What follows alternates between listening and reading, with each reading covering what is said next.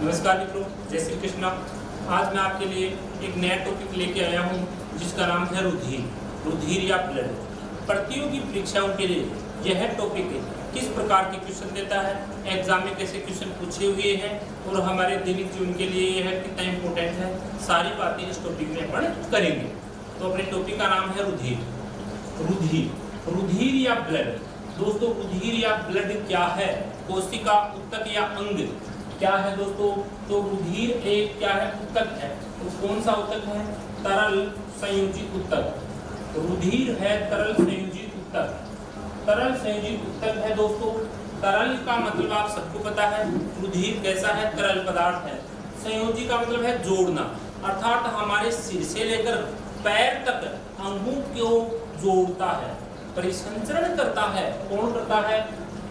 तरल पदार्थ जोड़ता है। संयोजी ऊतक इसलिए है कि यह कोशिकाओं का समूह है, क्योंकि इस रुधिर के अंदर आरबीसी, डब्ल्यूबीसी और प्लेटलेट्स कणिकाएं पाई जाती हैं, इसलिए कोशिकाओं का समूह होने से क्या है? ऊतक है, टिश्यू है। तो रुधिर एक तरल संयोजी ऊतक है।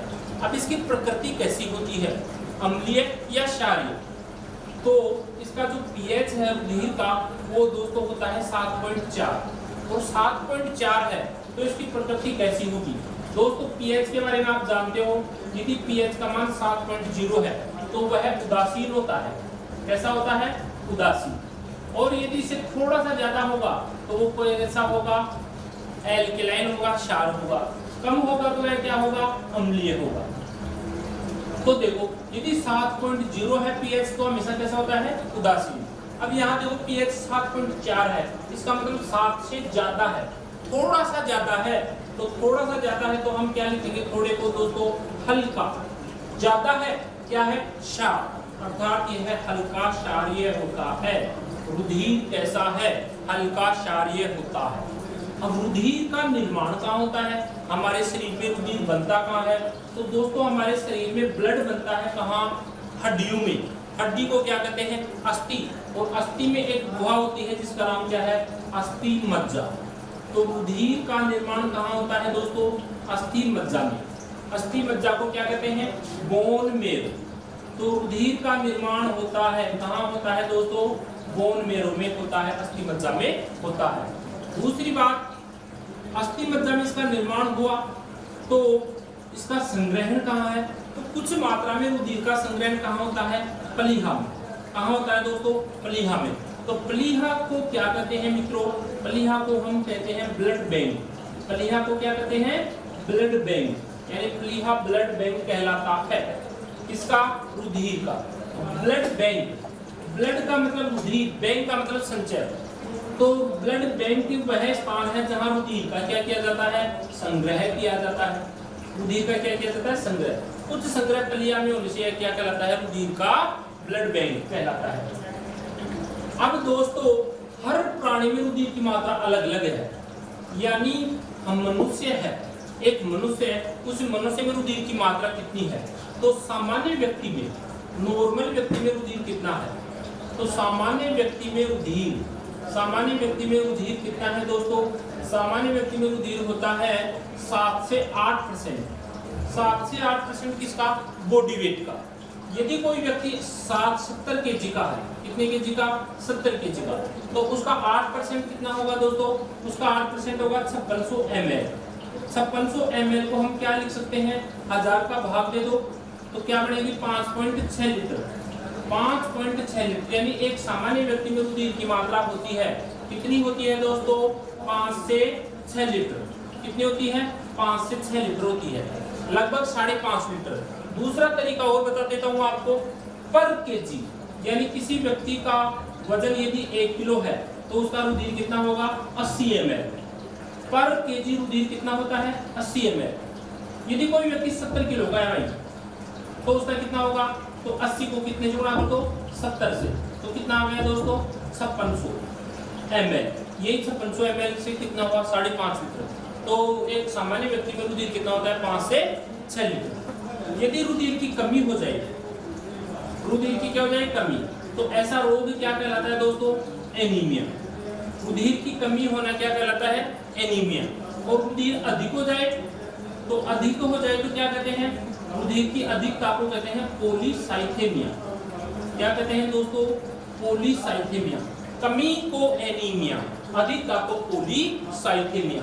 सामान्य व्यक्ति में रुधिर कितना आया, 5 से 6 लीटर। रुधिर का पीएच कितना आया, 7.4। रुधिर का निर्माण कहाँ हुआ, अस्थि मज्जा में। रुधिर क्या है, तरल संयुक्त ऊतक का नाम है।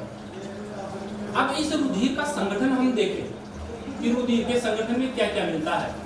तो रुधिर के संगठन में देखो दोस्तों, यह आपका ब्लड है, यह आपका ब्लड। इस ब्लड में दो चीजें होती हैं दोस्तों, एक तो क्या होता है दोस्तों, प्लाज्मा, और दूसरी क्या होती है दोस्तों, कणिका। रुधिर में दो चीजें पाई जाती है, प्लाज्मा और कणिका। कणिका कितनी परसेंट, 45%। प्लाज्मा कितना परसेंट, 55%। ओके। अब यहाँ से एग्जाम में पूछा हुआ क्वेश्चन है, फर्स्ट ग्रेड व्याख्याता का क्वेश्चन है, बता दूं आपको 2017-16 में जो फर्स्ट ग्रेड लगी थी उसका क्वेश्चन है, प्लाज्मा होता है अम्लीय या क्षारीय, हल्का अम्लीय, हल्का क्षारीय। तो दोस्तों रुधिर का पीएच कितना पढ़ा हमने, 7.4। अब ये भी किसके भाग है, रुधिर के भाग है, अर्थात प्लाज्मा की पीएच भी 7.4, कणिका की पीएच भी 7.4। तो प्लाज्मा भी कैसा है, हल्का क्षारीय। लेकिन इसमें सबसे ज्यादा क्या है दोस्तों, जल। 90 से 92% जल होता है प्लाज्मा में। इसके अलावा क्या होता है दोस्तों, कार्बनिक पदार्थ। कार्बनिक पदार्थ, कार्बनिक पदार्थ कितना होता है, 7%। कार्बनिक पदार्थ को हम क्या कहते हैं दोस्तों, प्रोटीन। तो प्रोटीन के रूप में क्या क्या मिलता है दोस्तों, तो प्रोटीन के रूप में मिलती है दोस्तों फाइब्रिनोजन, फाइब्रिनोजन। दूसरी प्रोटीन का नाम क्या है, प्रोथ्रोम्बिन। तीसरी प्रोटीन का नाम क्या है दोस्तों, एल्बुमिन। और चौथी प्रोटीन का नाम है ग्लोब्यूलिन। एग्जाम की दृष्टि से क्या क्वेश्चन बना, रुधिर प्लाज्मा में पाई जाने वाली प्रोटीन कौन कौन सी हैं, फाइब्रिनोजन, प्रोथ्रोम्बिन, एल्बुमिन और ग्लोब्यूलिन। अब एग्जाम की दृष्टि से यहाँ से क्या क्वेश्चन बना, फाइब्रिनोजन और प्रोथ्रोम्बिन क्या करती हैं, तो आपको क्या बताना है, फाइब्रिनोजन और प्रोथ्रोम्बिन क्या बनाती हैं, क्लोटिंग। रुधिर का थक्का बनाने वाली प्रोटीन कौन सी है, फाइब्रिनोजन और प्रोथ्रोम्बिन। एल्बुमिन क्या करती है दोस्तों, दाब उत्पन्न करती है, जिसको कहते हैं प्रासरण दाब। कौन सा दाब, प्रासरण दाब। और ग्लोब्यूलिन क्या बनाती है दोस्तों, एंटीबॉडी। क्या बनाती है, एंटीबॉडी। अभी जो कोरोना का माहौल चल रहा है, उस कोरोना के माहौल में आप सुन रहे हो कि कुछ जो व्यक्ति सीरियस हैं उनमें प्लाज्मा थेरेपी की जा रही है। प्लाज्मा थेरेपी में क्या है दोस्तों, हमारे रुधिर का भाग है प्लाज्मा। प्लाज्मा में क्या बनती है, एंटीबॉडी। ये एंटीबॉडी क्या करते हैं, हानिकारक सूक्ष्मजीवों को नष्ट करते हैं। हानिकारक सूक्ष्मजीव क्या हुआ, कोरोना हुआ, वायरस हुआ, तो इस वायरस के खिलाफ क्या बनती है, एंटीबॉडी। ये एंटीबॉडी शरीर में एक बार बन जाती है तो उस बीमारी से शरीर की सुरक्षा करती है। क्या एग्जाम में क्वेश्चन बना, एंटीबॉडी बनाने वाली प्रोटीन का नाम क्या है, तो आपको क्या कहना है, ग्लोब्यूलिन। ग्लोब्यूलिन प्रोटीन क्या बनाती है, एंटीबॉडी बनाती है। फाइब्रिनोजन और प्रोथ्रोम्बिन प्रोटीन क्या बनाती है, रुधिर का थक्का बनाती है। तो ये कार्बनिक पदार्थ हुआ। इसके बाद में क्या होता है, अकार्बनिक पदार्थ। अकार्बनिक पदार्थ, कार्बनिक पदार्थ, अकार्बनिक पदार्थ और आयन आदि पाए जाते हैं। किसमें पाए जाते हैं, रुधिर प्लाज्मा में पाए जाते हैं। आयन जैसे दोस्तों सोडियम आयन, सर्वाधिक पाए जाने वाला, जीवधारी में सर्वाधिक पाए जाने वाला आयन कौन सा है, सोडियम आयन। इसके अलावा क्या मिलता है, पोटेशियम आयन। इसके अलावा क्या मिलता है, बाइकार्बोनेट। इसके अलावा क्या मिलता है, क्लोराइड आयन। ये आयन पाए जाते हैं जो शरीर में पीएच को बनाए रखते हैं। क्वेश्चन यहाँ से बनता है, प्लाज्मा में सबसे ज्यादा मात्रा में क्या मिलता है, तो आंसर क्या होगा, जल। क्वेश्चन यहाँ से बनता है, प्लाज्मा में सबसे ज्यादा मात्रा में पाए जाने वाला कार्बनिक पदार्थ का नाम क्या है, तो आंसर क्या हो जाएगा, प्रोटीन। अब दोस्तों जो एल्बुमिन था ना, वो एल्बुमिन की मात्रा ज्यादा होती है, यानी एल्बुमिन की मात्रा होती है लगभग 4.2% और ग्लोब्यूलिन की मात्रा कम होती है, ग्लोब्यूलिन। ग्लोब्यूलिन की मात्रा कितनी है, लगभग 2%। तो इनका अनुपात होता है 2:1, एल्बुमिन 2 और ग्लोब्यूलिन 1। ये एग्जाम में पीएमटी में क्वेश्चन पूछा था। अब दोस्तों कणिकाएं कौन कौन सी हैं, तो कणिकाएं आपको बता दें मुख्य रूप से पहली कौन सी है, आरबीसी, दूसरी कौन सी है, डब्ल्यूबीसी, और तीसरी कौन सी है, प्लेटलेट्स। प्लेटलेट्स 3 कणिकाएं हैं। आरबीसी को क्या कहते हो दोस्तों, सबको पता है, लाल रुधिर कणिका, red blood corpuscles, red blood corpuscles. इसको क्या कहते हैं, व्हाइट ब्लड कॉर्पल्स। और ये क्या है दोस्तों, बिंबाणु है आपकी, ये इनके नाम है। इसको क्या कहते हो, आरबीसी को इरिथ्रोसाइट भी कहते हैं। आरबीसी को क्या कहते हैं, इरिथ्रोसाइट। आरबीसी को क्या कहते हैं, इरिथ्रोसाइट। डब्ल्यूबीसी को क्या कह सकते हो दोस्तों, और इस प्लेटलेट्स को क्या कह सकते हो, तो प्लेटलेट्स क्या है, थ्रोम्बोसाइट। ये क्या है दोस्तों, थ्रोम्बोसाइट, थ्रोम्बोसाइट भी कहते हैं, अन्य नाम है इनके। इसको क्या कहते हो, ग्रेनुलोसाइट, 2 नाम है इसके, ग्रेनुलोसाइट, और दूसरा नाम क्या है, एक ग्रेनुलोसाइट। ये इनके अन्य नाम है। दोबारा देखिएगा, रुधिर कणिकाएं शरीर में होती हैं 45%। कौन कौन सी होती हैं, तो क्या करना है, आरबीसी, डब्ल्यूबीसी और प्लेटलेट्स। आरबीसी, आर का मतलब हुआ लाल, बी का मतलब ब्लड, सी का मतलब कॉर्पल, लाल रुधिर कणिका, अन्य नाम इरिथ्रोसाइट। डब्ल्यू व्हाइट, सफेद, वही ब्लड वही कॉर्पल, सफेद कणिका है, व्हाइट ब्लड कॉर्पल है। प्लेटलेट्स बिंबाणु, बिंबाणु प्लेटलेट्स है, इसको थ्रोम्बोसाइट भी कहते हैं। तो ये इनके अन्य नाम है। अब मैं एक एक की डिटेल कराता हूँ आपको। पहले लेते हैं अपन आरबीसी। आरबीसी के बारे में पढ़ते हैं दोस्तों।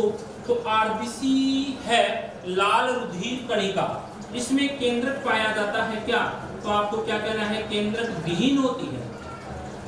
अपवाद क्या है दोस्तों, ऊंट और लामा। परिपक्व आरबीसी में केंद्र का अभाव होता है। अपवाद क्या है, ऊंट और लामा, इनके आरबीसी में केंद्र पाया जाता है। स्तनधारियों की बात कर रहे हैं हम। स्तनधारी प्राणी में परिपक्व आरबीसी में केंद्र नहीं होता, लेकिन स्तनधारी में ऊंट और लामा के आरबीसी में केंद्र होता है। अब बच्चे कई बार क्वेश्चन पूछ लेते हैं, सर अपरिपक्व आरबीसी में केंद्र होता है क्या, हाँ होता है। अपरिपक्व आरबीसी में केंद्र पाया जाता है, लेकिन परिपक्व होने पर उसका केंद्र नष्ट हो जाता है। ये इंपॉर्टेंट बात है। अपरिपक्व आरबीसी को पकाता कौन है, विटामिन B12, जो मैंने आपको विटामिन भी कराया था। विटामिन B12 अपरिपक्व आरबीसी को परिपक्व आरबीसी बनाता है। जीवन काल कितना है दोस्तों, अलग अलग प्राणी में अलग अलग है। स्तनधारी में इसका जीवन काल कितना है, 120 दिन। इसका अपघटन कहाँ होता है दोस्तों, प्लीहा में। तो प्लीहा को इसका क्या कह देते हैं, कब्रिस्तान। आरबीसी का कब्रिस्तान कौन है, प्लीहा, इसका विघटन होने से। आरबीसी लाल रुधिर कणिका है, इसमें मुख्य रूप से लाल जो है रुधिर है वो हीमोग्लोबिन के कारण है, और हीमोग्लोबिन में भी क्या मिलता है, आयरन। तो आरबीसी में हीमोग्लोबिन पाया जाता है, जिसके कारण ये लाल होती है, इसमें आयरन होता है। ओके, अब देखो एक स्वस्थ व्यक्ति का हीमोग्लोबिन कितना है, पुरुष का 14 से 16 ग्राम %, और महिला का कितना है, 12 से 14 ग्राम %। क्या होता है, रुधिर होता है। क्लियर। यदि हीमोग्लोबिन की मात्रा कम हो जाए तो क्या होगी, एनीमिया होगी, यानी रुधिर की कमी होगी। अब आपकी जो आरबीसी है इसकी संख्या कितनी होती है, तो इसकी संख्या होती है 45 से 52 लाख प्रति घन मिली, प्रति घन मिली होती है। आरबीसी की संख्या महिलाओं में थोड़ी कम, 45 से 50, पुरुषों में थोड़ी ज्यादा, 50 से 52 लाख होती है। आरबीसी की कमी हो जाए तो एनीमिया। आरबीसी का रंग लाल होता है हीमोग्लोबिन के कारण। क्वेश्चन पूछ ले कि व्यक्ति में हीमोग्लोबिन की कमी हो जाती है तो क्या होगा, एनीमिया। हीमोग्लोबिन के कारण शरीर में ऑक्सीजन का परिवहन होता है, तो आरबीसी का काम क्या है, ऑक्सीजन का परिवहन, यानी गैसों के परिवहन में आरबीसी सहायक होती है। सिकल सेल एनीमिया, यदि रोग हो जाए तो आरबीसी हंसियाकार हो जाती है। तो आरबीसी कैसी हो जाती है, हंसियाकार। किसमें दोस्तों, एक रोग है जिसका नाम है sickle cell anaemia. Sickle cell anaemia, इस रोग में आरबीसी कैसी हो जाती है, हंसियाकार हो जाती है। यानी सिकल सेल एनीमिया हो गया तो व्यक्ति में मलेरिया नहीं होगा, क्योंकि मलेरिया रोग का कारण है प्लाज्मोडियम, और प्लाज्मोडियम का भोजन है आरबीसी। स्वस्थ आरबीसी का भोजन कौन करता है? प्लाज्मोडियम। यदि वो हंसियाकार होगी तो प्लाज्मोडियम भोजन नहीं करेगा और व्यक्ति में क्या नहीं होगी? मलेरिया नहीं होगी। कौन सा आनुवंशिक रोग है? Sickle cell anaemia. Sickle cell anaemia एक आनुवंशिक रोग है जिसमें आरबीसी हंसियाकार हो जाती है। अब आरबीसी के बाद में दूसरी देखते हैं हम, तो क्या है दोस्तों? डब्ल्यूबीसी। डब्ल्यूबीसी को हम क्या कहते हैं? श्वेत रुधिर कणिका। क्या इसमें केंद्रक होता है क्या? हाँ होता है। और जो केंद्रक होता है वह डब्ल्यूबीसी क्या कहलाती है? केंद्रक होता है वह कहलाती है ग्रेनुलोसाइट। और जिस डब्ल्यूबीसी में केंद्रक नहीं होता वो क्या कहलाती है? एक ग्रेनुलोसाइट।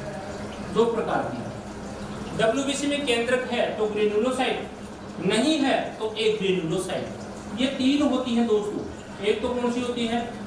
न्यूट्रोफिल। एक कौन सी होती है? इओसिनोफिल।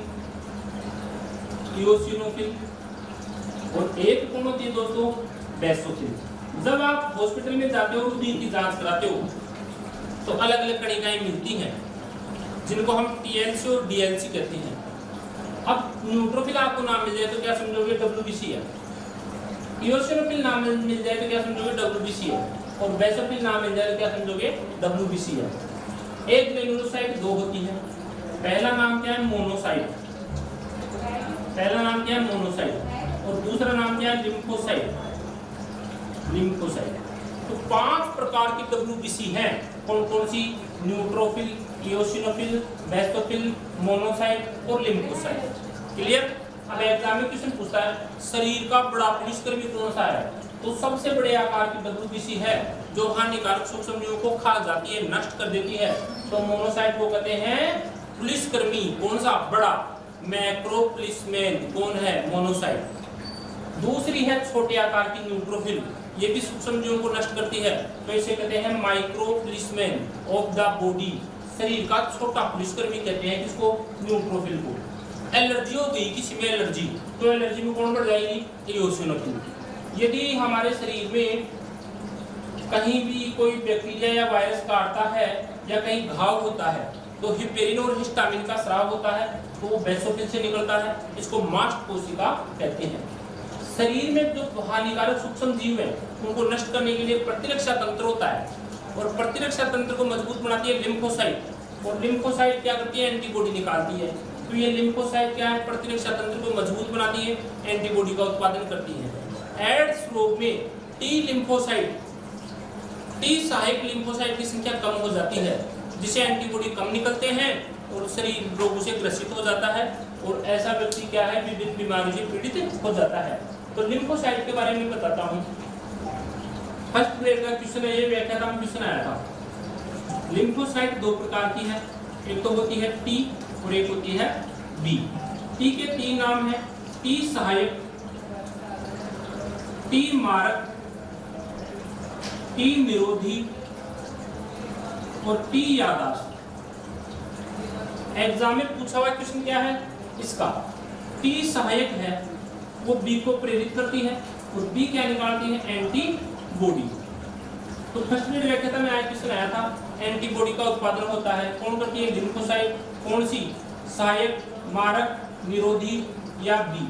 तो दोस्तों सहायक का काम है बी को प्रेरित करना, बी सीधा क्या निकालती है? एंटीबॉडी। तो एंटीबॉडी निकालती है लिम्फोसाइट, कौन सी? बी। प्रेरित कौन करती है? सहायक। एड्स रोग में इसकी कमी हो जाती है, एचआईवी एड्स में कमी हो जाती है। किसकी? लिम्फोसाइट की। कौन सी लिम्फोसाइट की? टी सहायक लिम्फोसाइट की, जिससे क्या नहीं बनेगा? एंटीबॉडी। और एंटीबॉडी नहीं बनेगा तो प्रतिरक्षा क्या हो जाएगी? कमजोर। तो क्या क्वेश्चन बना? प्रतिरक्षा तंत्र का सैनिक कौन को लाता है? एंटीबॉडी। एंटीबॉडी कौन निकालती है? लिम्फोसाइट। कौन सी? बी। इसको प्रेरित कौन करती है? सहायक। मारक सीधे हानिकारक सूक्ष्मजीवों को मारती है। निरोधी क्या करती है? खुद के प्रतिरक्षा तंत्र की सुरक्षा करती है। यादाश्त क्या है? रोगों से सुरक्षा करती है। टीकाकरण में ये काम आती है। अब न्यूट्रोफिल बड़ी है, छोटी है, और मोनोसाइट बड़ी है। क्वेश्चन आपका बनता है कि डब्ल्यूबीसी का काम क्या है? तो डब्ल्यूबीसी का कार्य क्या हुआ दोस्तों? डब्ल्यूबीसी का कार्य हुआ शरीर की रोगों से रक्षा, यानी प्रतिरक्षा से संबंधित है। प्रतिरक्षा तंत्र को मजबूत कौन करती है? WBC। WBC की संख्या कितनी है? 6 से 11,000। ब्लड कैंसर में इसकी संख्या अधिक हो जाती है, रुधिर कैंसर में इसका विभाजन अनियमित हो जाता है। WBC का जीवन काल, तो इसका जीवन काल कुछ घंटों से कुछ दिनों होता है, 2 से 5 दिन। बनती कहाँ है WBC? तो WBC के लिए आप क्या लिखोगे? अस्थि मज्जा, प्लीहा और लसिका ग्रंथियों में। इनमें कौन बनती है दोस्तों? WBC बनती है। अब WBC के बाद में आगे चलते हैं तो आती है प्लेटलेट्स। प्लेटलेट्स को बिंबाणु कहते हैं और इसका प्रमुख कार्य क्या है? थक्का बनाना, अर्थात शरीर में थक्का बनाने का काम कौन करती है? प्लेटलेट्स। इसकी संख्या कितनी होती है दोस्तों? 2.5 से 4 लाख, 2.5 से 4 लाख प्रति घन मिली। और आगे जो डेंगू बुखार है उसमें इसकी संख्या क्या हो जाती है? कम। किसमें? डेंगू बुखार में। और डेंगू बुखार में इसकी संख्या कम हो गई तो क्रिटिकल कितनी कम हो सकती है? 40,000। 40,000 से कम हो जाएंगे, इसका मतलब है व्यक्ति में मुंह से खून आ सकता है, कानों से खून आ सकता है, मृत्यु हो सकती है।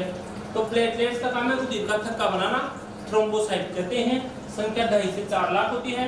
डेंगू बुखार में इसकी संख्या कम हो जाती है। किसकी? प्लेटलेट्स की। क्या नाम है? थ्रोम्बोसाइट। इसका जीवन काल कितना है दोस्तों? जीवन काल वही है, 3 से 5 दिन है। निर्माण कहाँ होता है? अस्थि मज्जा में। अस्थि मज्जा की मेगा कैरियोसाइट कोशिकाओं से बनती है। मेगा कैरियोसाइट, अस्थि मज्जा की मेगा कैरियोसाइट कोशिकाओं से इसका निर्माण होता है। किसका निर्माण होता है? प्लेटलेट्स का। तो मैंने आपको कम समय में रुधिर का ये टॉपिक कराया है। आगे का टॉपिक नेक्स्ट वीडियो में बताऊंगा। दोस्तों इसमें जो एग्जाम में क्वेश्चन पूछा हुआ है वो क्या क्या क्वेश्चन आए हुए हैं? क्वेश्चन पूछा हुआ है रुधिर होता है अम्लीय, क्षारीय, हल्का अम्लीय, हल्का क्षारीय। तो आपको बताना है हल्का क्षारीय। हमारा पूरा शरीर हल्के क्षारीय माध्यम में काम करता है। पीएच होती है 7.4। यदि शरीर में पीएच कम हो जाए तो अम्लीयता बढ़ जाती है, जिससे शरीर के ऊतकों का ह्रास होता है, नष्ट होता है। धन्यवाद।